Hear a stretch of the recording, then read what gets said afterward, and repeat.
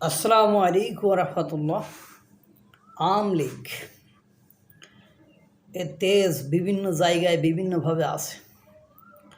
কক্সবাজারে আওয়ামী লীগের নেতা রাজ্জাক, তার সাথে সমন্বয়ক সাইদুল হক এবং তার পিতা হাবিবুল হক, এদের 5ই আগস্টের পর থেকে বিভিন্ন সময় দ্বন্দ্ব ফ্যাসাদ বেঁধে আছে। আপনারা তো জানেন যে 5ই আগস্টের পরে ছাত্র সমন্বয়করা দাপটের সাথে যারা আওয়ামী লীগ করতো তাদেরকে কীভাবে হয়রানির উপর রাখছে, দৌড়ানির উপর রাখছে। তারা যে কোনো জায়গায় মব সৃষ্টি করে তাদেরকে বিপদে ফেলা, পুলিশ দিয়ে ধরিয়ে দেওয়া।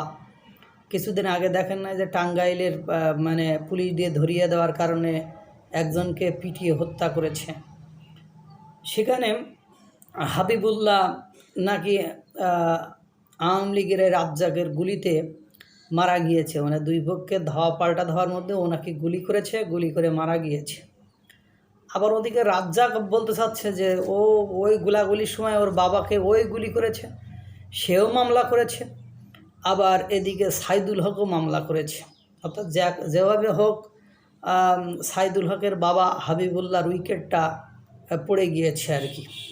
অর্থাৎ সমন্বয়ক। আর ওদিকে আবার পুলিশরা বলছে জমির গণ্ডগোলের রেশ ধরে এই ঘটনা ঘটেছে, এটা বলছে। অথচ ওরা সমন্বয়করা বলতে চাচ্ছে যে তারা ছাত্র আন্দোলন করার কারণে তাদেরকে বিভিন্নভাবে হয়রানি করার চেষ্টা করেছে, তাদেরকে বাধাগ্রস্ত করেছে। আওয়ামী লীগের দোসর ওরা বিভিন্ন সময় আমাদেরকে বিভিন্নভাবে প্রতারণা, হয়রানি বা আমাদের বাড়িঘর পুড়িয়ে দেবে, এই ধরনের কথাবার্তা নাকি বলেছে। অথচ পুলিশ বলছে যে দুই পক্ষের মধ্যে জমি জায়গা নিয়ে ঝামেলা ছিল, সেটা নিয়েই সমস্যা হয়েছে। মোট কথা হলো সমন্বয়ক যে ঝামেলা করেছে এটা আমি বুঝি, কারণ সমন্বয়ক হওয়ার পরে তাদের যে উত্তেজনা বা তাদের যে পাওয়ার, তারা যে কত কিছু করেছে বিভিন্ন স্থানে, সেটা আপনারা দেখেছেন।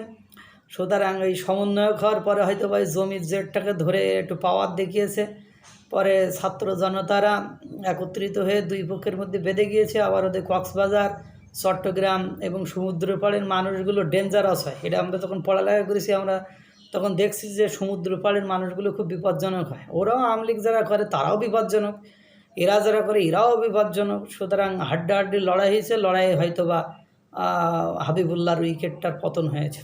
আল্লাহ তাআলা সকলকে ভালো রাখুক, সুস্থ রাখুক। আসসালামু আলাইকুম রহমতুল্লাহ।